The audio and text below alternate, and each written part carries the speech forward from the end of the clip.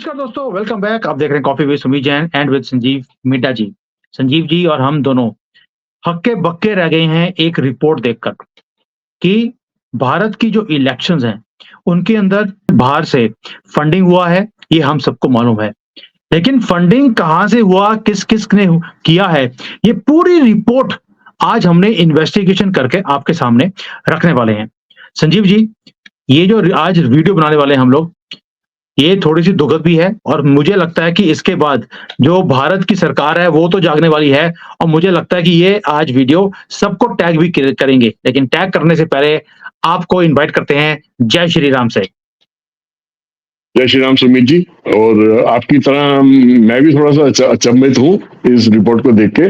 और कहीं ना कहीं आघात भी पहुंचा है कि हमें हमें इस बात की तो मालूमात थी कि ऐसा कुछ हो रहा है, मगर इस लेवल पे हो रहा है और ये लोग इसमें इन्वॉल्व होंगे, तो वो थोड़ा सा अचंभा रहा, थोड़ा सा सरप्राइजिंग फैक्टर रहा हम लोगों के लिए। देखिए, हम लोग हमेशा सोचते थे कि चीन है, मैंने खुद बहुत वीडियोज़ बनाई हैं। I was the first one जिसने उजागर किया था 1 साल पहले कि चाइना कैसे फंडिंग कर रहा है हमारे इलेक्शंस में इंटरफेयर करने के लिए। अमेरिका का भी बीच में नाम आया, यूके का नाम आया। लेकिन वो सारे कहीं भी आगे खड़े नहीं होते जो फ्रांस ने किया। सबसे हैरान करने वाली बात ये थी कि मोदी जी को दोस्त बोलता रहा मैक्रोन और पीठ पीछे खंजर उसी ने घुमा है और पूरी रिपोर्ट में हमें दिखता भी है कि किस तरह से फ्रांस आया और राहुल गांधी पूरी दुनिया में जा जाकर सबको बोल रहा था आप हमारी इलेक्शंस में इंटरफेयर कीजिए। आपको अगर याद हो पहले वो यूके गया, अमेरिका गया, उनको बोला कि हमारे इलेक्शंस में इंटरफेयर कीजिए, मोदी जी को हटाइए। बाद में उसने यूरोप जाना शुरू कर दिया था, कभी जर्मनी कभी फ्रांस। अगर आपको याद होगा सारे उसके जो आखिरी के ट्रिप्स हैं वो यूरोप के थे और आज पता लग रहा है कि यूरोप ने ही हमारे इलेक्शंस में इंटरफेयर किया है। और मोदी जी की जीतने के बाद जो फ्रांस का माउथ पीस है यानी कि most popular government run newspaper, उन्होंने क्या लिखा है कि जो लोग हैं भारत के उन्होंने प्रधानमंत्री मोदी को नकार दिया है, एब्सोल्यूट मेजॉरिटी नहीं दी है और जो अथॉरिटेरियन रेजिम है ये फ्रांस बोल रहा है, उसके ऊपर ब्रेक लगा दी है लोगों ने। सर, इससे ज्यादा स्ट्रॉन्ग वर्ड्स कोई भी फॉरेन की गवर्नमेंट नहीं बोल सकती, स्पेशली जो अपने आप को दोस्त बोलता है। ये सब दोगलापन कैसे शुरू हो गया? सुमित जी देखिए, अब ये तो बात जाहिर है कि इस रिपोर्ट के थ्रू जो हमने छानबीन करी है और इसमें हमें इतने पिछले पिछले इतने दिनों से हम इसकी स्टडी कर रहे हैं, इसकी डेप्थ में गए हैं। हमने बहुत सारे लोगों से भी बात करी है, बहुत सारी रिपोर्टें हमने ऑनलाइन जाके निकाली है और हमने आपस में डिस्कशन भी इसमें करी है। तो ये बात तो पक्की है कि फ्रांस ने हिंदुस्तान की 2024 की लोकसभा इलेक्शन के अंदर इंटरफेयर पूरी तरीके से करा है ताकि बीजेपी की गवर्नमेंट हार जाए और वो अपने मतलब की जो एक वीक सरकार है जो कि इंडियन अलायंस के थ्रू उसको इंस्टॉल कर पाए, उसको उसकी गवर्नमेंट यहाँ पे बनवाने में कामयाब हो जाए। तो ये पूरी तरीके से एक फॉरेन इंटरफेरेंस है और फ्रांस का इसमें बहुत बड़ा रोल आया है। और अभी जैसे एक स्लाइड आप पीछे दिखा रहे थे कि जिसमें शायद सैकड़ों के हिसाब से अनगिनत आर्टिकल्स फ्रांस की इस लॉबी ने हिंदुस्तान के इलेक्शन प्रोसेस के बारे में लिखे हैं, जिसमें उन्होंने मोदी गवर्नमेंट और एनडीए गवर्नमेंट को किसी ना किसी तरीके से नीचा दिखाने की कोशिश करी, उनकी पॉलिसीज पे सवाल उठाया है और एक ऐसा माहौल क्रिएट करने की कोशिश करी कि जिससे दिखाया जाए कि मोदी गवर्नमेंट जो कर रही है वो तानाशाह है और वीक गवर्नमेंट है और इस टाइप की गवर्नमेंट को सत्ता में रहने का कोई हक नहीं है। सर, सिर्फ फ्रांस जो था उसने शुरू किया ये सारा गंद जो डालने वाला काम है। मैं आपको दिखाता हूं एक और स्लाइड। ये फ्रांस के सारे जो न्यूज़पेपर्स हैं, यही जिसमें फ्रांस के बड़े-बड़े न्यूज़पेपर जो गवर्नमेंट रन हैं, उनके जो उसको बोलते हैं कि डायरेक्शन के बिना कोई भी आर्टिकल छपता नहीं है। ये सारे आर्टिकल्स 2019 में जब मोदी जी जीत कर आए थे, उसके बाद से उन्होंने शुरू कर दिए थे और उसके बाद ये 2023-24 में वही आर्टिकल्स को लेकर ये जो बीबीसी है, अल जज़ीरा है, गार्डियन है, भारत में द वायर है, ये सारे जो बिके हुए न्यूज़पेपर हैं इंडिया के, इन लोगों ने उन चीज़ों को उठाना शुरू किया कि देखिए यूरोप में ये सारी चीज़ें हो रही हैं, वही सेम आर्टिकल्स इन्होंने यहाँ पर छापने शुरू कर दिए। यानी कि लिब्रांडो पूरे दुनिया में एक्टिवेट हो गए थे 2024 के इलेक्शन में इंटरफेयर करने के लिए। और कहाँ से तारे शुरू हुई हैं? फ्रांस से, जहाँ पर शायद मोदी जी ने अपनी आंखें बंद करी हुई थी कि यहाँ से कुछ गलत नहीं हो सकता। शायद मोदी जी को भी इस बात का झटका लगा होगा, जब उनको भी पता चला होगा कि इसके पीछे फ्रांस का कितना बड़ा हाथ है। ना केवल हाथ है, उसने बहुत सारा फंडिंग भी डाली है और मीडिया को उसने मैनिपुलेशन के थ्रू मीडिया को कंट्रोल करने, इंडिया के अंदर की जो मीडिया है तो उसको भी कंट्रोल करने की कोशिश करी है। इंटरनेशनल मीडिया पे तो उसने अपना कंट्रोल बनाया ही है, क्योंकि जो टोटल ये जो मिस इन्फॉर्मेशन का कैंपेन है ये फ्रांस के थ्रू ही चला है, और सब बाकी जितने भी बड़े बड़े मीडिया हाउसेज है वर्ल्ड ओवर, उन्होंने उस मिस इन्फॉर्मेशन कैंपेन में आग में घी का काम करा, उस न्यूज को पकड़ पिकअप करके उन्होंने उसी न्यूज को आगे फिर फैलाया पूरी दुनिया के अंदर, और इंडिया के अंदर भी उन्होंने उसी चीज को आगे फैलाने की कोशिश करी। हमारी जो इंडियन अलायंस की पॉलिटिकल पार्टी के थ्रू, या जो न्यूज चैनल जो इंडियन अलायंस के फेवर में बात करते हैं या जो बिके हुए हैं। सर, अभी तो आपने बात करी है कि फ्रांस ने कैसे नैरेटिव्स को शुरू किया और पूरे दुनिया को स्प्रेड करने के लिए उन्होंने एक मुहिम चला दी, और सारी दुनिया ने स्प्रेड भी किया, वो यूरोप हो, चाइना हो या भारत का भी बिका हुआ मीडिया हो। ये तो हमने बात कर ली। अभी इन्होंने जो मुद्दे हैं, ये बहुत समझने वाली बात है कि जो राहुल गांधी को आप इतना सुनते हैं पूरे भारत के लोग, ये एजेंडाज कहां से शुरू हुआ था? ये सारे शुरू भी फ्रांस से हुए थे। ये देखिए आप, फ्रांस में यहां पर क्या बोला गया है, रिपोर्ट से सारी हैं कि भारत के अंदर मुसलमानों को दबाया जा रहा है और अथॉरिटेरियन गवर्नमेंट है भारत में, बुलडोजर चलाए जाते हैं। मोदी जी सारे काम मुसलमानों के खिलाफ कर रहे हैं। ये एजेंडा कहां से शुरू हुआ? फ्रांस से।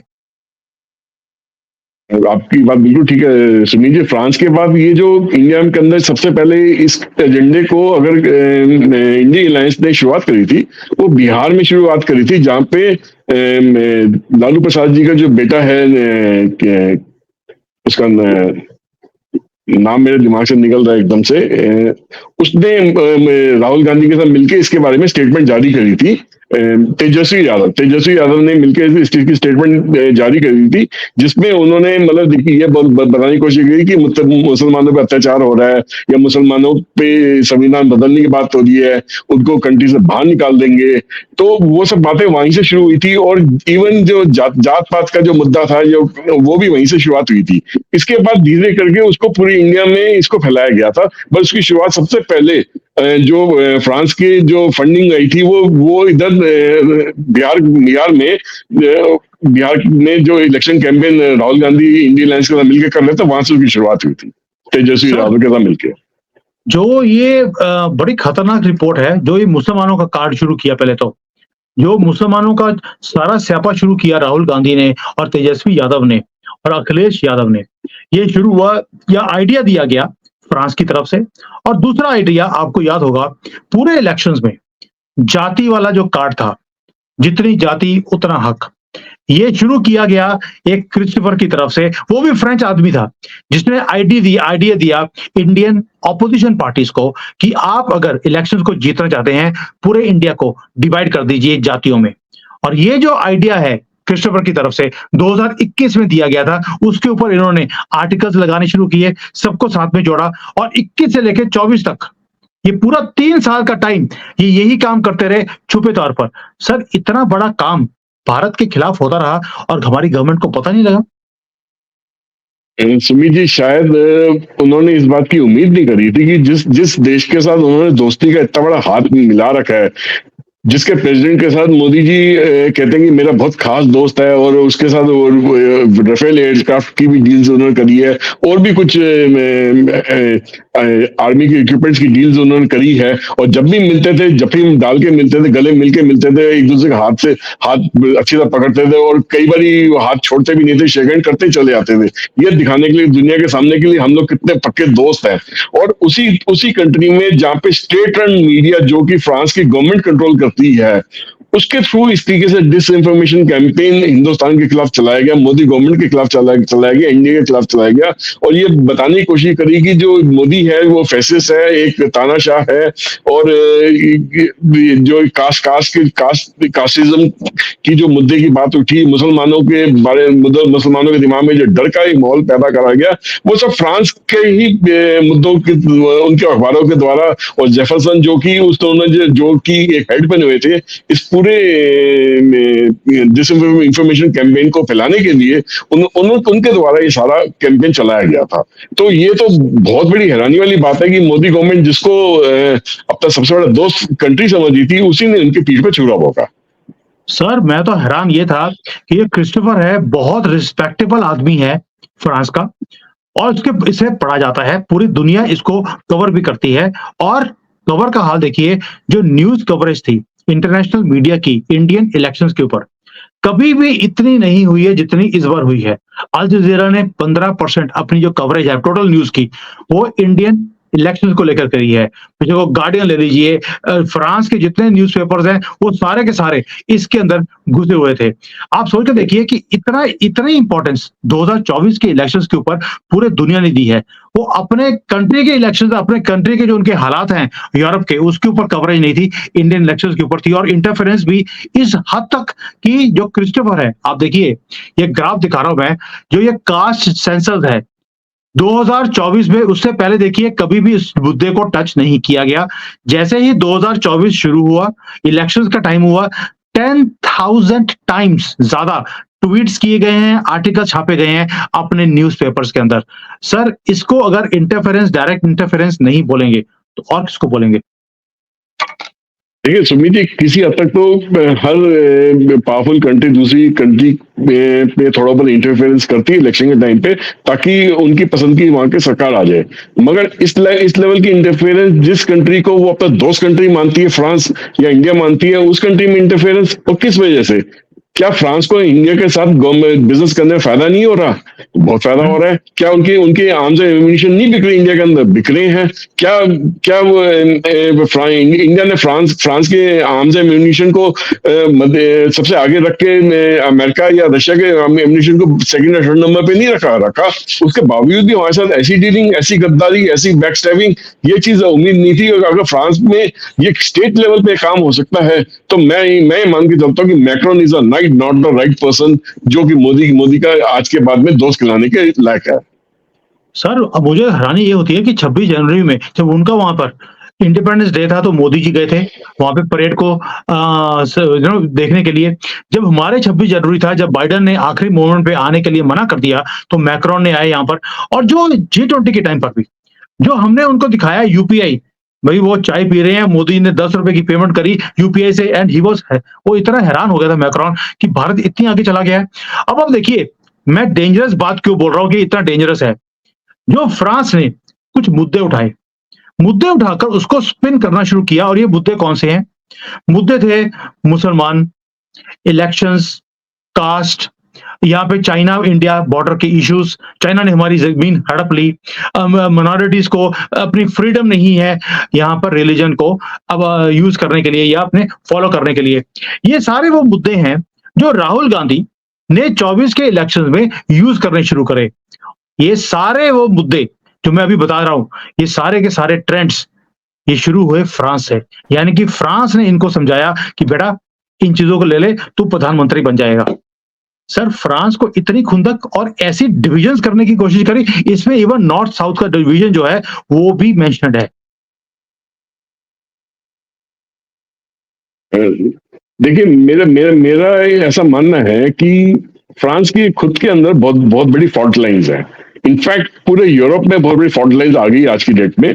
और उस मुद्दे पे मैं थोड़ा सा आपका ध्यान मैं उस पर लाना चाहूंगा कि अगर आप देखें कि अब चलिए इस ग्राफ को पहले डिस्कस कर लेते हैं। इस ग्राफ में वो देखिए कि ये जो ग्रीन कलर का ग्राफ नीचे है, ये उन्हीं मुद्दों को दर्शा रहा है जिन मुद्दों को सबसे ज्यादा 2024 में उठाया गया है, जो उनके द्वारा डिस इंफॉर्मेशन का, चाहे वो कास्ट के बारे में था, मुसलमानों के बारे में था, इंडिया चाइना बॉर्डर डिस्प्यूट के बारे में था, पाकिस्तान के बारे में था, और यहाँ पे तानाशाह के बारे में था, लोगों का महंगाई के बारे में था, या फिर बेरोजगारी के बारे में था। उन सारे मुद्दों को बहुत बढ़ा चढ़ा के डिस इंफॉर्मेशन फैलाएगी कि यहाँ पे सब कुछ ठीक नहीं है इस देश में।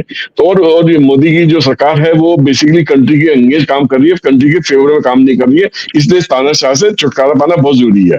तो ये जो गलत चीजें चारों तरफ फैलाई गई हैं, इसका असर तो यहाँ पे हुआ है। मगर इसके पीछे शायद फ्रांस की अपनी एक मजबूरी थी, जिसके बारे में मैं अब आगे थोड़ा सा आपके साथ बातचीत करना चाहूंगा, उस पर डिस्कस करना चाहूंगा। वो हम बाद में वो भी पूरा डिटेल में डिस्कस करेंगे कि फ्रांस ने किया क्या है और उनकी अपनी फॉल्ट लाइन्स के बारे में। लेकिन सर एक चीज़ बताइए, जो मैंने अभी बताया आपको, ये सारे के सारे जो ट्वीट्स है, ये 2023 और 24 में इन्होंने करने शुरू कर दिए थे, 23 के एंड में। उसके बाद भारत की एक यूनिवर्सिटी है, अशोका यूनिवर्सिटी, वहां पर इन्होंने फंडिंग भेजी। आपको याद होगा कि वहां पर भी बड़े स्यापे शुरू हो गए थे, लड़ाइयां शुरू हो गई थी हाँ जी। हिंदू मुसलमानों की। ये सारी की सारी फंडिंग फ्रांस से शुरू हुई है दोस्तों। कोई सीआईए चाइना की तरफ से नहीं आई, ये फ्रांस की तरफ से आई। और अशोका यूनिवर्सिटी जो अपने आप को बड़ी ही लिब्रांडो वाली यूनिवर्सिटी बोलती है, नाम अशोका यूनिवर्सिटी है, वहां पर ये एजेंडास को अपनाया गया, यूज किया गया भारत के इलेक्शंस के अंदर। और वहां पर जो एंटी इंडिया लोग थे, जो वीडियोस बना रहे थे, उन्हें दिखाया गया। और उसके बाद फिर जेएनयू और बाकी सारे यूनिवर्सिटीज और स्कूल्स में वो वीडियोस को दिखाया गया। सर, फ्रांस से शुरू हुआ ये। मैं बार-बार बोल रहा हूं ताकि लोगों के ज़हन में जाए, जिसको हम दोस्त मानते थे, वही उसी ने हमारे पीठ के ऊपर खंजर डाला है। इसको अशोका यूनिवर्सिटी का सर, इसको भी थोड़ा कवर कीजिए आप।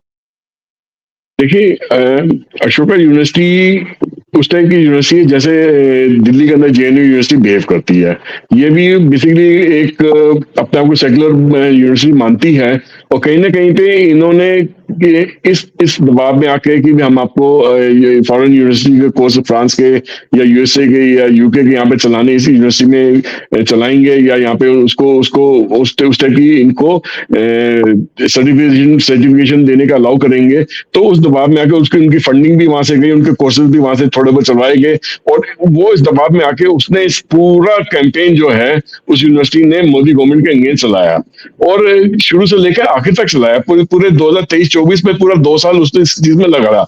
बीच में विवाद में भी आई है, थोड़ा सा उस पे गवर्नमेंट ने उस पर लगाम भी लगाने की कोशिश करी बट शायद पूरी लगाम नहीं लगा पाई। और इस टाइप की यूनिवर्सिटी सिर्फ अशोका तो चलो एक नई यूनिवर्सिटी थी, ज्यादा साल नहीं हुए थे उसको इस ऑलरेडी इस काम के अंदर, बट कई सारी यूनिवर्सिटी जैसे अलीगढ़ मुस्लिम यूनिवर्सिटी हो गई, आपकी जेएनयू हो गई और भी कई सारी यूनिवर्सिटीज है इंडिया के अंदर, नॉर्थ में साउथ में, जिन्होंने इसके अंदर बढ़ चढ़ के हिस्सा लिया और इस पूरे मुहिम को उन्होंने एक लेवल तक पहुंचाने की कोशिश करी। सर, जो ये सारे आर्टिकल्स है ना, जो मैं पूरा दिखा रहा हूं अभी तक, अशोका यूनिवर्सिटी वाला, बाकी वाला, उन सारे चीजों को उसके बाद हमारी जो इंडिया की मीडिया है, उन्होंने उसको स्पिन करना शुरू कर दिया उसके बाद कि देखिए यहाँ पर इंडिया जो है कितना उसका बुरा हाल हो गया है जब से मोदी जी आए हैं। वही caste, religion, class, dynasty, gender, इन चीजों को लेकर उन्होंने मुद्दा बनाया और सारे इंडियन मीडिया में स्प्रेड करना शुरू कर दिया। पहले फ्रांस ने भेजा अशोका यूनिवर्सिटी में और अशोका यूनिवर्सिटी से पकड़ा हमारे बिके हुए मीडिया वालों ने। कितना बड़ा इसमें एक काम और भी हुआ है। मैं चाहूंगा वो स्लाइड को एक बार फिर से स्क्रीन पे दिखाएं जो भी दिखा रहे थे।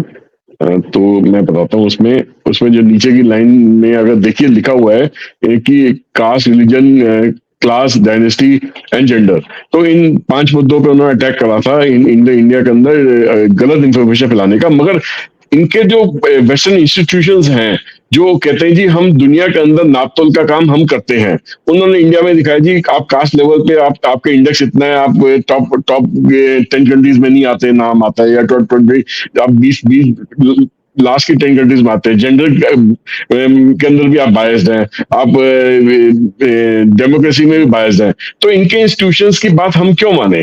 ये किस बेस पे मेजर करते हैं? क्या हम लोग के पास हक नहीं है? हम इनके इंस्टीट्यूशंस के बारे में निकालेंगे इनके इंस्टीट्यूशन वर्ल्ड में किस लेवल पे नीचे लेवल पे गिर के ये काम करते हैं।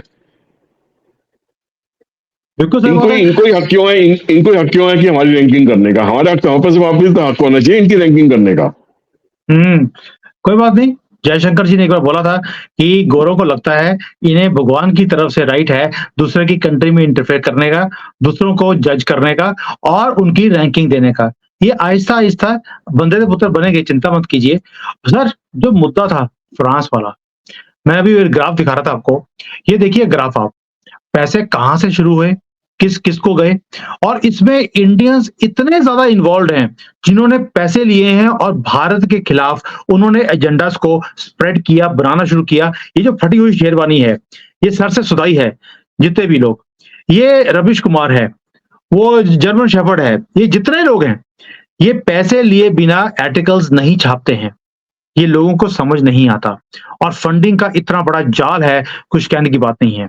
आप देखिए, ये सारे के सारे ये तारे हैं जो सामने दिखा रहा हूँ मैं आपको। ये तारे वो हैं, कहाँ से क्या शुरू हुआ, किसने शुरू किया और ये सारी फाउंडेशंस जो फाउंडेशंस कई तो ऐसी हैं जो बंद कर दी गई और इन्होंने मेंशन किया है कि मोदी जी तानाशाह इतने हैं कि जो एनजीओस थे, भारत में तरक्की के लिए यहाँ बैठा खोले हुए थे, उनकी फंड बंद कर दिया उनको और फंडिंग बाहर से आनी बंद करवा दी। आपको याद होगा कि 20-30 हज़ार एनजीओस ऐसी थी जहाँ पे फंडिंग बाहर से आती थी भारत के खिलाफ काम करने के लिए। इसीलिए तानाशाह बोला जाता है क्योंकि वो फ्री पास जो कांग्रेस ने दिया हुआ था इन सारी इंस्टीट्यूशंस को, वो मोदी जी ने वो बंद करना शुरू कर दिया था 2019 के बाद। इतनी चिढ़ कि ऐसे-ऐसे आर्टिकल्स छपने शुरू कर दिए। यही नहीं, इवन यहाँ तक बोला गया है उन आर्टिकल्स में, ये देखिए कि जो ऑपोजिशन पार्टीज हैं उन्हें दबाया जा रहा है केजरीवाल के लिए। तो कैसे रो रो कर इन्होंने आर्टिकल्स छापे हैं आपके सामने है। वो बेशक सोरेन हो, केजरीवाल हो, इसे भी स्पिन किया गया सर। सुमित जी, ये सोरेन की जो ऑर्गेनाइजेशन है उसके थ्रू भी बहुत बड़ी फंडिंग आई है इंडिया के अंदर, और जो कास्ट का मुद्दा है वो उस फंडिंग के थ्रू उठाया गया है। सोरेन की जो फंडिंग जो दबा के डाली है कंट्री के अंदर। और बेसिकली देखिए, ये जितनी भी वेस्टर्न कंट्रीज का ये जो कबाल बना हुआ है जिसके थ्रू ये डिसइंफॉर्मेशन का कैंपेन पे इंडिया के अंदर ये फैला रहे थे, और इसकी तैयारी लगभग इन्होंने लगभग 5 साल पहले ही करनी शुरू कर दी थी जब मोदी जी 2019 में दूसरी बार जीत के आए थे, और तब से लेके अब तक ये चलते रहे हैं। और पिछले 2 साल में तो इन्होंने हद ही पार कर दी कि इन्होंने इस लेवल तक के काम करे कि टोटल सोशल मीडिया पे इन्होंने कंट्रोल अपना बना के रखा, टोटल प्रिंट मीडिया पे अपना कंट्रोल बना के रखा, टोटल अपना विजुअल मीडिया पे कंट्रोल बना के रखा, यहाँ तक कि यूट्यूब चैनल्स पे भी इन्होंने कंट्रोल बना के रखा कि उनकी वीडियोस इमीडिएटली अपलोड हो जाती थी और वो उसको एक उसके उसमें जो लाइक्स होती थी एक आर्टिफिशियल तरीके से एकदम से बढ़ा दी जाती थी एआई यूज करके। और बाकी जो आपके हमारे जैसे लोग जो यूट्यूब वीडियो पे अपने पोस्ट करते थे, हमारी वीडियो ना टाइमली उस पर पहुंच पाती थी और ना ही हमारे पे लाइक्स बढ़ पाती थी। तो ये पूरा इन्होंने कैंपेन चलाया कि लाखों के तादाद में इतना डिसइंफॉर्मेशन यूट्यूब वीडियोस लगातार आ रही थी, और हर सोशल मीडिया प्लेटफॉर्म पे वो उसके बारे में गलत इंफॉर्मेशन देते ही चले जा रहे थे, लोगों को भ्रम में डालते ही चले जा रहे थे। तो ये बहुत बड़ा कैंपेन शुरू हुआ और इसके अंदर फ्रांस ने इस कैंपेन को लीड करा। ये एक बहुत बड़ी हैरानी वाली बात है। हमने अभी तक तो ये देखते आए थे, ये सुमित जी की यूएसए इन्वॉल्व रहता था, यूके इन्वॉल्व रहता था, जर्मनी इन्वॉल्व रहता था, बट फ्रांस जिसको हम अपना सबसे बड़ा दोस्त देश मानते हैं, वहां से गवर्नमेंट की सपोर्ट से और उसकी वजह से ये उनकी गवर्नमेंट के खुद के मीडिया हाउस से ये चीजें बन के हिंदुस्तान में आई है और इस पे पूरी स्प्रेड हुई है और उसका असर पड़ा है इंडिया की इलेक्शन के ऊपर।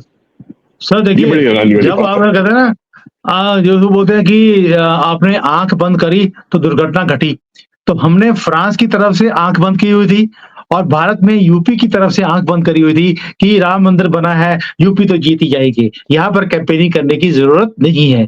और फ्रांस हड़ा अल्लाह चंगा दोस्त हैगा की देखने की जरूरत हैगी है, क्योंकि वो हालत थी जिसके कारण उन्होंने भी वही एरिया ढूंढा जहां पर हमारी आंखें बंद थी। अब ये जो सारा काम हो रहा है ये इतने मल्टीपल लेवल पर था, उन्होंने ये नहीं है कि एक ऑर्गेनाइजेशन को पकड़ा और ये सारा स्पिन किया।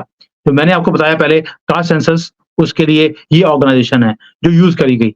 जब ये पॉलिटिकल जो था उसके लिए अलग से वेब बनाया गया जो केजरीवाल के लिए, ये पूरा नैरेटिव का जो फंडिंग वेब है वो अलग से था और वहां पर लाखों लाखों जो डॉलर्स हैं वो भेजे गए हैं डिफरेंट डिफरेंट चैनल्स पे डिफरेंट लोगों को।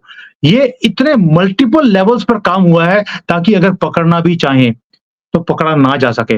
ये इतना आसान नहीं था। ये जो इन्वेस्टिगेशन इतनी दिनों से हम कर रहे हैं सर, ये ऐसे ही नहीं किया है। लेकिन हमें ये खुशी नहीं है कि हमने ये इन्वेस्टिगेशन करके ये सारी चीजें निकाल दी। दुख इस बात का है कि हमारे दोस्त ने हमें दगा दी है। ये फंडिंग का वेब तो दे दिया, लेकिन देखिए मुसलमानों का दे दिया मैंने आपको, ओबीसी का कार्ड दे दिया। अभी एक काम और भी था जो इन्होंने किया, वो था ह्यूमन राइट्स। आपने देखा होगा कि ह्यूमन राइट्स के ऊपर बहुत ज्यादा बढ़ चढ़कर बोला गया हमारे के देश के खिलाफ कि यहाँ पर ह्यूमन राइट्स वायलेशंस बहुत ज्यादा हो रही हैं। ये भी फ्रांस से शुरू हुआ था सर, आप सोच के देखिए। और उसके बाद सीआईए या जो न्यूयॉर्क टाइम्स है उन्होंने पिकअप करना शुरू किया लेकिन शुरू किया फ्रांस ने कि इसको भी स्पिन किया जाए। इसका ये जो नेक्सस है वो अलग से शुरू किया इन्होंने, ह्यूमन राइट्स वाला भी। बिल्कुल ठीक बात है। देखिए आप अगर थोड़ा-सा साल भर साल डेढ़ साल पहले जाएँ, तो मणिपुर का मुद्दा उठा था, उसके अंदर ह्यूमन राइट्स का शोर सबसे पहले मचाया गया था।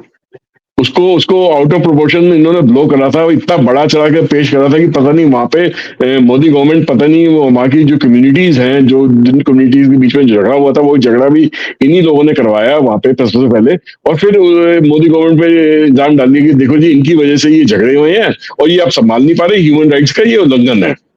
तो सबसे पहले ह्यूमन राइट्स का मुद्दा वहीं से उठा था और वो एक टेस्टिंग ग्राउंड था उन लोगों के लिए कि क्या उस चीज में ये कामयाब हो रहे नहीं हो रहे, बट कुछ हद तक तो कामयाब हो गए थे और उस मुद्दे को आसानी से दबने ही नहीं दिया और उसमें जो घी में तेल का काम जो करना था उन्होंने करा उस तरीके से। जैसे आपने घी का काम तो किया है सर, सिर्फ ये नहीं है, कभी भी मैं हमेशा एक स्टेटमेंट देता हूँ, आज फिर रिपीट कर रहा हूँ। किले के दरवाजे बाहर से नहीं खुलते, वो अंदर से ही खोले जाते हैं। बाहर से तो सिर्फ आदमी खटखटा सकता है।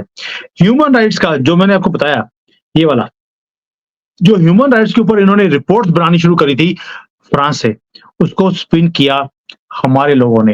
ये पूरा एक कलेक्टिव था, रिपोर्टर्स का कलेक्टिव, एक ग्रुप बनाया गया भारत के अंदर। वहां पे बड़े-बड़े नाम जो थे, वो जोड़े गए। ये सारे लोग भारत की जो अंदर यहाँ पे डिविजन्स हैं, उसको क्रिएट करने के लिए आर्टिकल्स छापते थे। पॉलिटिकल कॉन्फ्लिक्ट्स के बारे में, जेंडर इनइक्वालिटीज के बारे में, कि यहाँ पर कैसे एक अमीरों गरीबों के बीच में डिवाइड हो रहा है, वो ये हो रहा है, वो हो रहा है, ह्यूमन राइट वायलेशंस हैं। ये सारे काम भारत के अपने लोगों ने किया है। जो बड़े-बड़े नाम हैं, यूरोप के न्यूज़पेपर्स में, मैगज़ीन्स में भी छापते थे, टीवी के ऊपर आर्टिकल्स आते थे उनके, इवन प्रोग्राम होते थे और उसको सबको लिया फिर भारत के लोगों ने अंदर से भी। सुमित जी, चंद रुपयों के लिए इन्होंने अपने देश के साथ गद्दारी करी है। सच्ची बात तो ये है, ठीक है ना? अच्छा, कॉमन गोल वेस्टर्न लॉबी का कॉमन गोल क्या रहा, जिसमें यूएस भी आ गया, फ्रांस भी आ गया, जर्मनी भी आ गया, यूके भी आ गया। उनका उनका क्या था कि वो बेसिकली हिंदू नेशनलिज्म को टारगेट करना चाहते थे कि अगर हिंदू रिलीजन उभर के दुनिया के सामने एक स्ट्रॉन्ग रिलीजन की तरह ऊपर उभर के आता है और एक ये ऐसा रिलीजन है जो लोगों को शांति देता है, एक लोगों को जीने का तरीका समझाता है, तो ये इनके अपने खुद के जो रिलीजन है, चाहे मुस्लिम रिलीजन है या क्रिश्चियन रिलीजन है, उसमें से धीरे लोग कन्वर्ट करना ना शुरू कर दे, हिंदू रिलीजन के तरीके ना अपनाने शुरू कर दे। ये सबसे बड़ा डर था उनको, ठीक है ना? दूसरी चीज है कि अगर ये अपने ये कैंपेन के जरिए जिसमें ये भ्रम का मौल फैलाएं, डिसइंफॉर्मेशन फैलाएं, तो हो सकता है मोदी को वो इंडिया में प्राइम मिनिस्टर, अगला प्राइम मिनिस्टर बनने से रोक सके और इंडिया की जो प्रोग्रेस है, जो इकोनॉमिक प्रोग्रेस है, उसपे सेल लगा सके। तो ये अगर ये चाहते हैं कि वीक इंडिया रहे और इंडिया में पेट्रोटिज्म के नाम पे या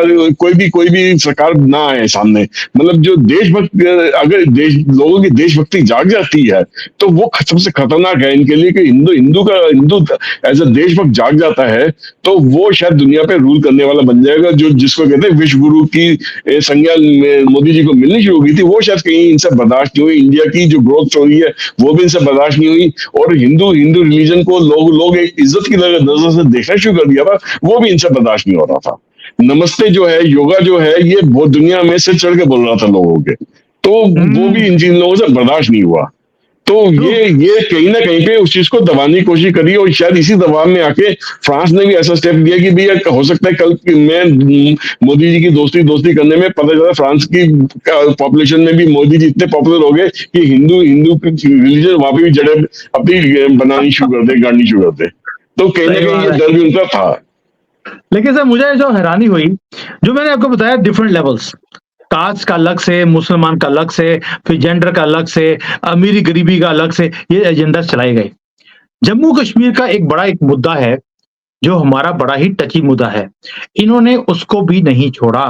वहां पर भी पॉलिटिकल कॉन्फ्लिक्ट्स हैं, वहां पर भी ह्यूमन राइट्स की वायलेशंस हैं, इसको भी स्पिन किया गया है वहां पर। और फंडिंग कहां कहां से आई है, कहां से गई है, ये भी पूरी की पूरी रिपोर्ट अपने पास है। अब आप सोच के देखिए, ये सारा कुछ होने के बाद अब आप कैसे बोलेंगे कि यार फ्रांस साਡਾ दोस्त हैगा।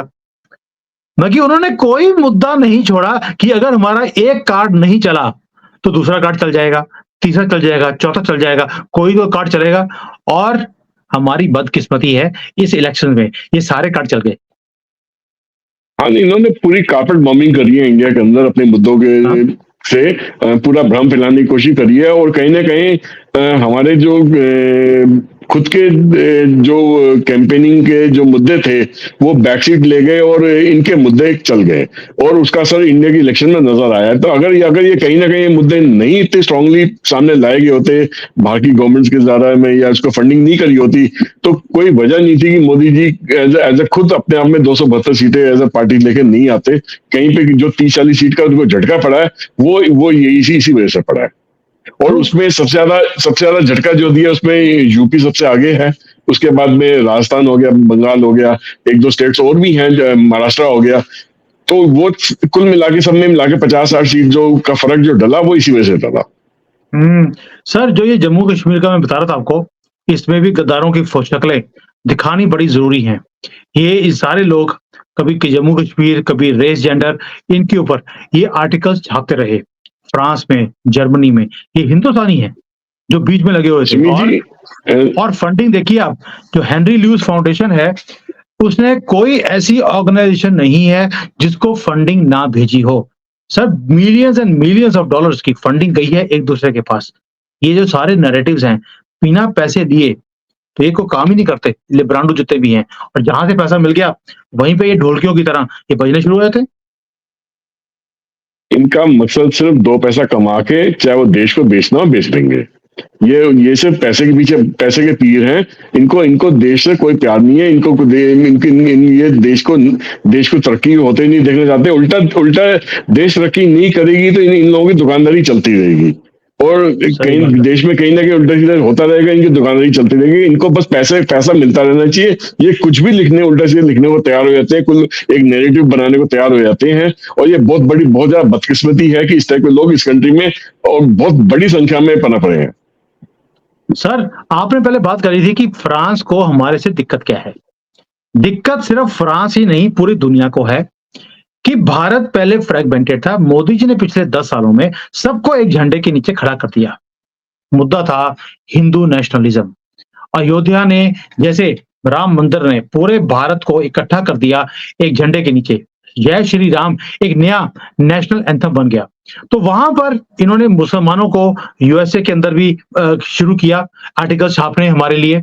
उसको फिर भारत में द वायर ने और बाकी जो आपको पता है जो सारे हिंदुओं के खिलाफ ही रहते हैं, इन्होंने इन चीजों को स्पिन करना शुरू किया, बनाना शुरू किया। यानी कि हिंदू नेशनलिज्म जिसकी बात आप कर रहे थे, वो एक्चुअल में काम भी शुरू हुआ था फ्रांस से कि हिंदू नेशनलिज्म बढ़ गया तो ये कल को हमारे लिए थर्ड पावर सेंटर बन जाएगा अयोध्या। इसे बनना ही ना दिया जाए। इसलिए बार बार राहुल गांधी के 2 वर्ड्स हैं जो मैं याद दिलाना चाहता हूं। एक, ये जो सारा दिन बैठे जय श्री राम बोलते हैं, ये भूखों मरेंगे। और दूसरा, उन्होंने बोला था कि जब कांग्रेस की सरकार बनेगी, हम सुप्रीम कोर्ट की जो रूलिंग है उसे नकार देंगे और पहले ही दिन जैसे शाहबानो का केस हमने रूलिंग को नकार दिया था, हम मंदिर तोड़कर बाबरी मस्जिद दोबारा से वहीं पर बनाएंगे ताकि हिंदू नेशनलिज्म का जो ये सारा सपना है ये टूट कर बिखर के हमारे सामने 500 साल पहले भी टूटा था, अब दोबारा से टूट जाएगा। और ये शुरू कहां से हुआ? दोबारा से फ्रांस से।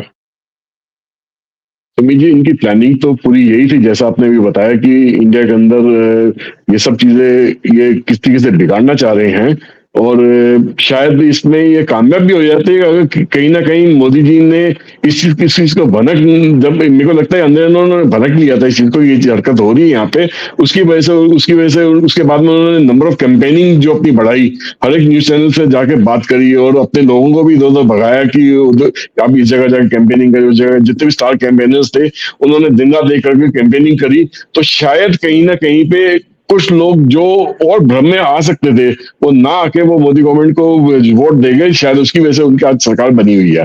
नहीं तो इन्होंने कोई कसर नहीं छोड़ी थी कि इस चीज को हिंदुस्तान को पूरी तरह बेच देने की, वेस्टर्न लॉबीज को पूरी तरह अपनी कंट्री को बेचने की पूरी तैयारी करके बैठे हुए थे। तो अगर सपोज कीजिए कांग्रेस अपनी गवर्नमेंट बना भी देती तो क्या होता, तो वो कंट्री में अंदर घुस के कंट्री कंट्री के रिसोर्सेज को खत्म कर जाते हैं, कंट्री में ऐसे ऐसे लॉज इनैक्ट करते कि भाई हिंदू मुस्लिम के बीच में पूरा पूरा गेम बिगाड़ के रख देते, हो सकता कंट्री के 2-3 टुकड़े करवा देते।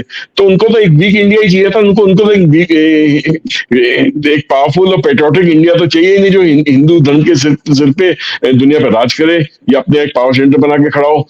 क्योंकि देखिए पावर सेंटर रिलीजन के हिसाब से दो ही माने जाते हैं, एक तो वेटिकन सिटी माना जाता है क्रिश्चियंस के लिए, ठीक है ना, और दूसरा आपका मक्का मदीना माना जाता है मुसलमानों के लिए। अगर तीसरा पावर सेंटर हिंदुस्तान में खड़ा हो गया अयोध्या हिंदुओं के लिए, और बहुत सारे लोग उसके उसके उसका उसके उसके तौर तरीकों को अपनाना शुरू कर रहे थे, उसके साथ जुड़ना चाह रहे थे। जैसे पिछले दिनों रिपोर्ट आई कि रशिया के अंदर बहुत सारे लोग हैं जो हिंदू रिलीजन को फॉलो कर रहे हैं, फ्रांस के अंदर भी कई ऐसे गांव बस गए हैं जो हिंदू रिलीजन को फॉलो कर रहे हैं, मगर वो पीसफुल लोग हैं, वो किसी के साथ लड़ते झगड़ते नहीं है, वो उस कंट्री के रूल्स एंड रेगुलेशन के अंदर रह के काम करते हैं। वो जाके अपने अपने रिलीजन को जबरदस्ती किसी को कन्वर्ट करने की काम नहीं करते। कोई अपने मन से किसी से जुड़ना चाहता है तो वही जो आके बनता है। वो कहीं पे ये नहीं बोलते कि हमारे साथ जुड़ो, कन्वर्जन हो जाए तो आपको ये बेनिफिट देंगे, वो जाएंगे। वो कहते हैं जिसको आने दिल से जुड़ता है तो आ जाए। तो वो जबरदस्ती वाला कन्वर्जन नहीं होता कहीं पे भी। तो बेसिकली एक वे ऑफ लाइफ है हिंदुइज्म, तो वो बेसिकली उस चीज को प्रमोट करते हैं, ना कि रिलीजन को प्रमोट करते हैं। तो देखिए ये जो हिंदू नेशनलिज्म की बात करी ना आपने, जब जैसे ही इन्होंने सारी फॉरेन की फोर्सेस ने देखा कि हिंदू नेशनलिज्म सिर्फ भारत में ही नहीं पूरे दुनिया में राइज कर रहा है, क्योंकि सब जगह पे आप देखा होगा कि पूरे दुनिया में ये राइज कर रहा था, इसलिए ये जो सोरोज है उसने एंटर किया फ्रेंड्स ऑफ डेमोक्रेसी के नाम पर। उसने ऑर्गेनाइजेशन बनाया, उसके अंदर घुसा, घुसने के बाद उसने भी फंडिंग करी। सबसे नीचे देखिए जॉर्ज सोरोस, वहां से पैसे शुरू हुए, दुनिया भर में गए फ्रेंड्स ऑफ डेमोक्रेसी के नाम पर, और इन्होंने एक लॉन्ग टर्म प्लान बनाया। लॉन्ग टर्म प्लान क्या था? जो ये ग्लोबल हिंदुत्व की ये लहर शुरू करी है मोदी जी ने, इसे कैसे दबाया जाए, डिसमेंटल किया जाए, खत्म किया जाए। और खत्म करने के लिए इन्होंने कैंपेन शुरू करे, विश्व को यूके हो, अमेरिका हो, कनाडा हो, इवन की फ्रांस के अंदर इन्होंने प्रोटेस्ट शुरू करे कि जो भारत है उसके अंदर हिंदुत्व राइज कर रही है, मुसलमानों को दबाया जा रहा है, डेमोक्रेसी भारत में खतरे में है।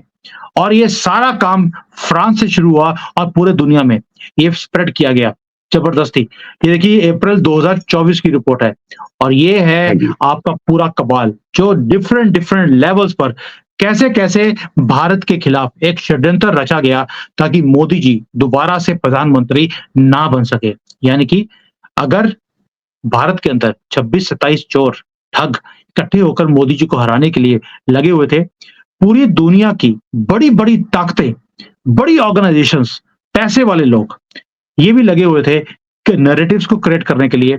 और यहाँ पर social media, main stream media, ये सारा लगा हुआ था इन चीजों को स्पिन करने के लिए। ये सारी जो सारी रिपोर्ट्स आपने मैंने बैठकर इतने दिनों से इसको इकट्ठी कर रहे हैं, कंपाइल कर रहे हैं, इतना आसान नहीं था। और ये गवर्नमेंट ऑफ इंडिया को हम लोग भेजने वाले हैं कि सर ये इतने लेवल पर काम हुआ है आपको गिराने के लिए। ये तो हमारी खुशनसीबी है, गुड लक है कि मोदी जी दोबारा से प्रधानमंत्री बन गए हैं, वरना इन सबकी कोशिश थी कि मोदी जी दोबारा से ना आए, पप्पू जैसा एक आदमी बैठ जाए प्रधानमंत्री बनकर। और वो भी पूरा कॉन्फिडेंट था कि जितनी ताकतें मेरे साथ लगी हुई हैं मुझे कोई हिला नहीं सकता। इसलिए वो बोल रहा था कि मैं जीतूंगा तो मैं ही जीतूंगा। लेकिन सर मुझे बताइए, ये सारा कुछ तो आपने उजागर कर दिया, अभी G7 आ रहा है। G7 में जब मोदी जी जाएंगे ये सारी रिपोर्ट्स उनके सामने होंगी। ये सारे लोग, बेशक वो बाइडेन हो, वो यूके का प्राइम मिनिस्टर हो, ट्रूडो हो, इवन की फ्रांस का मैक्रोन भी आया होगा वहां पर जब बैठेंगे वो बोलेंगे यार तुसी तो मनु गिरन की कोशिश की थी, आ गया मैं दोबारा, आई एम प्रधानमंत्री मैं ही हूं, कर लो जो करना है तुसी। ये नहीं रिपोर्ट, कैसे फेस करेंगे वो लोग मोदी जी को? मेरे हिसाब से देखिए मोदी जी की तरफ से तो गर्मजोशी में कमी नहीं रहेगी। वो तो सीधा ठोक के उनके सामने जाएंगे, लो जी मैं वापस आ गया, अब बताओ क्या करना है। अब शर्म तो उन लोगों को आएगी ना उनको उसको फेस करने के लिए।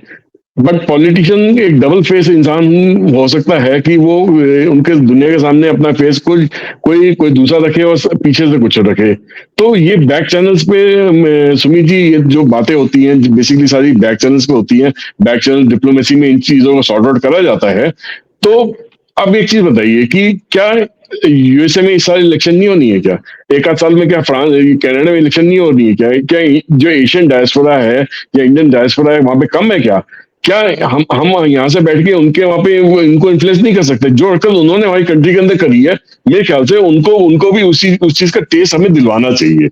और वी शुड मेक श्योर कि जो रूलिंग गवर्नमेंट इस वक्त चाहे वो यूएसए में या कनाडा में है वो वापस पावर में ना आए फिर से। सही बात है, बिल्कुल सही कह रहे हो। लेकिन सर मुझे एक चीज बताइए, मुझे जो अब सारी चीजों में मुझे समझ नहीं आया। मुझे एक चीज आपने थोड़ा सा टच किया था पहले, मुझे लगता है थोड़ी डिटेल चाहिए उसके बारे में भी, कि यूरोप इस वक्त मुसलमान की जो नामक जो दीमक है उससे त्रस्त है। वहां पर दंगे हो रहे हैं, वहां पर मुसलमान जो पहले शरणार्थी बनकर आए थे आज बोलते हैं हमें डेमोक्रेसी नहीं चाहिए, हमें शरिया चाहिए। यानी कि शरिया का नाम लेकर के हम तो शरिया से बड़े दुखी हैं, सीरिया में, अफगानिस्तान में, पाकिस्तान में भी। और जब इसलिए हमें शरण दी जाए, अब वहां पे जब शरण मिल गई अब बोलते हैं हमें यूरोप में शरिया चाहिए। गोरे जो हैं, गोरियां जो हैं, यानी कि जो भी वहां की पॉपुलेशन है वो बुर्के डालें, और हमें ये एजुकेशन सिस्टम नहीं चाहिए, हमें तो यूनिवर्सिटीज में शरिया लागू करना है। और वहां पर मैक्रोन ने खुद डंडे मारे हैं मुसलमानों को, उनको बंदेदा पुत्र बनाने के लिए। लेकिन भारत के अंदर ये बोल रहा है कि तानाशाही है। खुद तानाशाही अपने कंट्री में करे तो दिक्कत नहीं है, लेकिन अगर हमने यहाँ पर उग्रवादियों के घर तोड़ दिए तो बोलते हैं जी तानाशाही है, आपको ये नहीं करना चाहिए। ये डबल स्टैंडर्ड क्यों है सर? सुमित जी देखिए ये डबल साइडेड तो है। ये लोग इनका इनका जो माइंडसेट है ना अभी भी वो कॉलोनियल माइंडसेट है कि अभी भी मानते हैं कि शायद दुनिया पे यही लोग राज करते हैं। जैसे ये पहले अलग अलग देशों पे राज करते थे 1950 60 70s में हर एक जो जितने भी देश गुलामी में थे वो सब एक एक करके आजादी मिलती चली गई। इनका माइंडसेट आज भी वही है कि शायद आज भी ये दुनिया पे राज करते हैं ये 5 7 10 कंट्रीज जो हैं मिलके।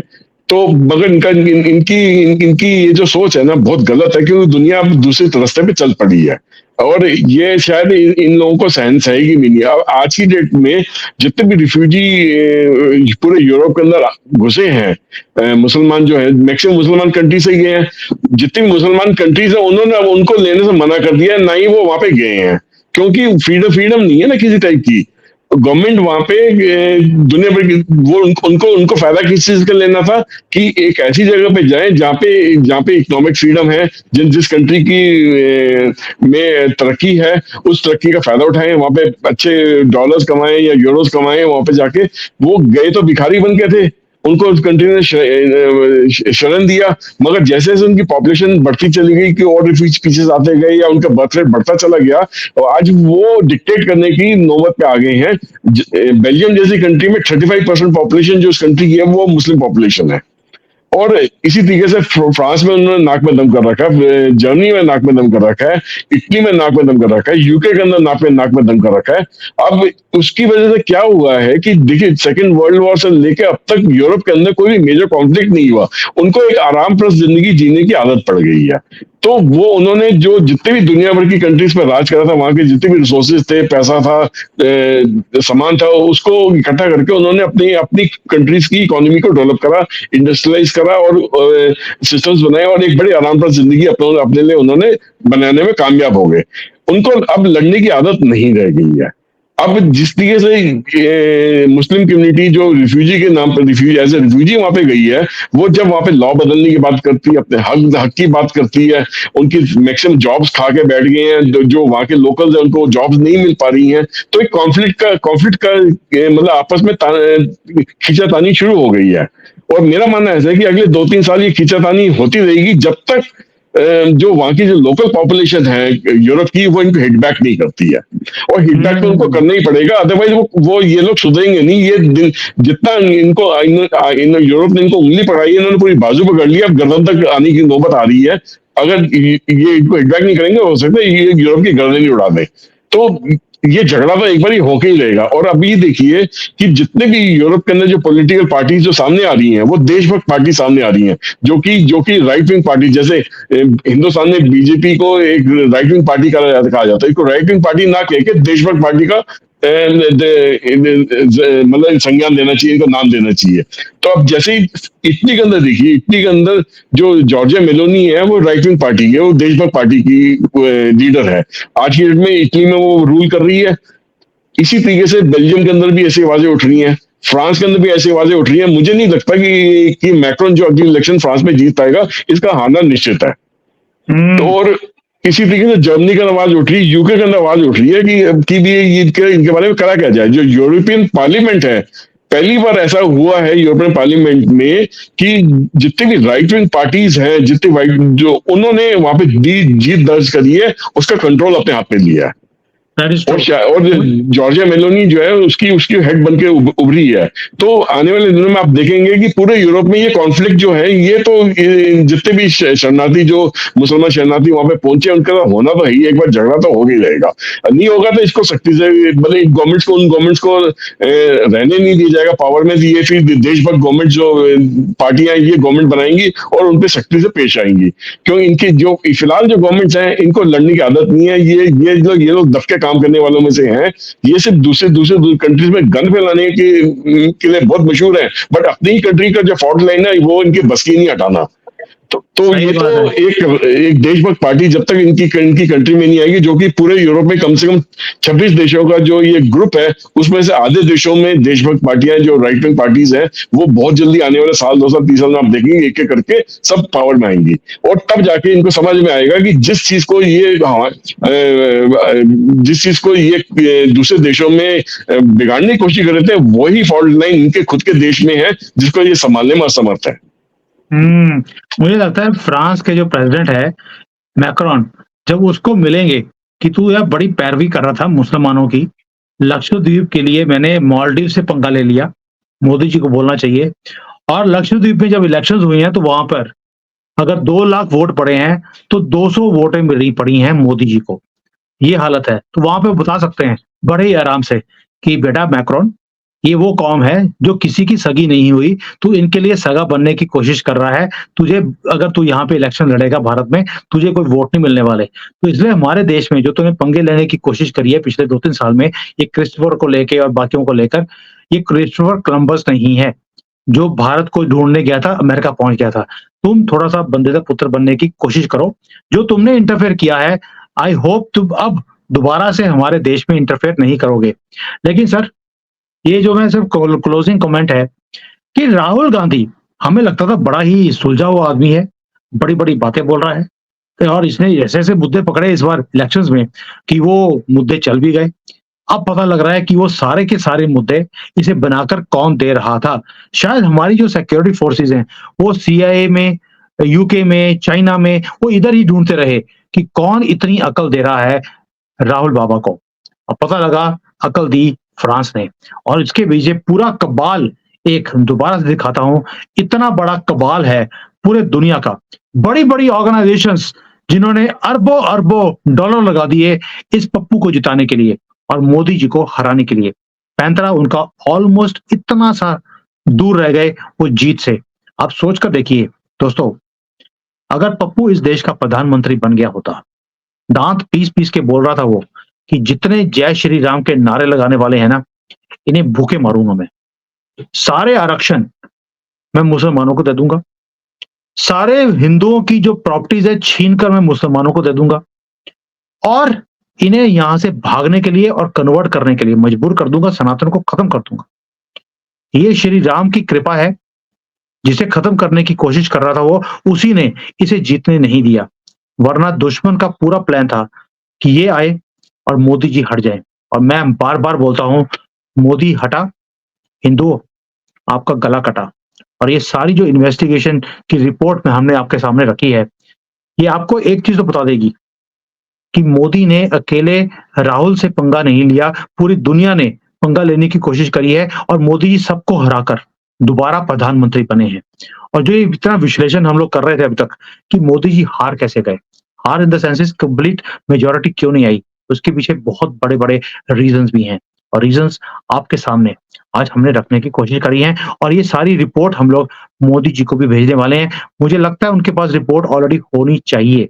अगर नहीं है, तो हमारी जो एक कोशिश है, हो सकता है वहाँ तक पहुँच जाए और जब G7 में 13 तारीख को वो जाएँगे, एक बहुत स्ट्रॉन्ग मैसेज दे सकते हैं, अगर अब दोबारा से आपने हमारे कंट्री में इंटरफेयर किया, तो अब हम भी पीछे नहीं हटेंगे, उसी भाषा में जवाब देंगे, हमारी भी पॉपुलेशन आपकी कंट्री में कोई कम नहीं है। बेटा जी, आज जैसे आपने समझाया सारी चीज़ों को, एक्सप्लेन किया है एक-एक पॉइंट को, लंबी वीडियो हो गया, लेकिन बनानी ज़रूरी थी, क्योंकि देश का नेशनल सिक्योरिटी का मैटर है, हमारे फ्यूचर का मैटर है। तो थैंक यू सो मच, आपने इतना टाइम दिया आज और इसको और इन्वेस्टिगेशन हम करते रहेंगे और भी डिटेल्स आएँगी, उसको भी डिटेल में हम लोग कवर करेंगे। सुनील जी, आपका मैं कोई क्लोजिंग सिर्फ एक कमेंट है? लाइन एक लाइन और जोड़ना चाहता हूं मैं। देखिए, मोदी जी जब तक रहना चाहेंगे वो रहेंगे। मोदी जी को हटाने वाला खुद मोदी जी ही है। जिस दिन वो बोलेंगे कि मेरे को राजनीति से संन्यास लेना है या मेरे को रिटायरमेंट लेना है, तो उस दिन वो जाएंगे। उनको हरा नहीं सकता कोई। वो तो बने रहेंगे। बिल्कुल सही कह रहे हो। बहुत ही ब बढ़िया आपने एंडिंग कमेंट दिया है। मोदी को कोई और नहीं हरा सकता या हटा सकता। रानी, मोदी को कोई नहीं हटा सकता, मोदी को सिर्फ मोदी ही हटा सकता है। अरे! हमें यार हमने गलत स्टेटमेंट दे दिया। मोदी नहीं, मोदी जी को कोई भी नहीं हटा सकता, मोदी जी मोदी को। जी ही हटा सकते हैं। हम राहुल गांधी की तरह मोदी, मोदी, तू तड़ाक वाली लैंग्वेज मोदी जी के लिए तो कभी यूज़ नहीं कर सकते। हाँ, राहुल गांधी डिज़र्व करता है, उसे छोड़ेंगे नहीं। Thank you sir. और इस रिपोर्ट को गवर्नमेंट तक भिजाएँगे और देखते हैं गवर्नमेंट इसके ऊपर क्या एक्शन लेती है। जय श्री राम। जय Shri Ram Sunil ji. Hi there. If you liked the video, please don't forget to smash the like button, subscribe to our channel, and activate the bell icon so that you receive all notifications whenever we upload a new video. Thanks for watching.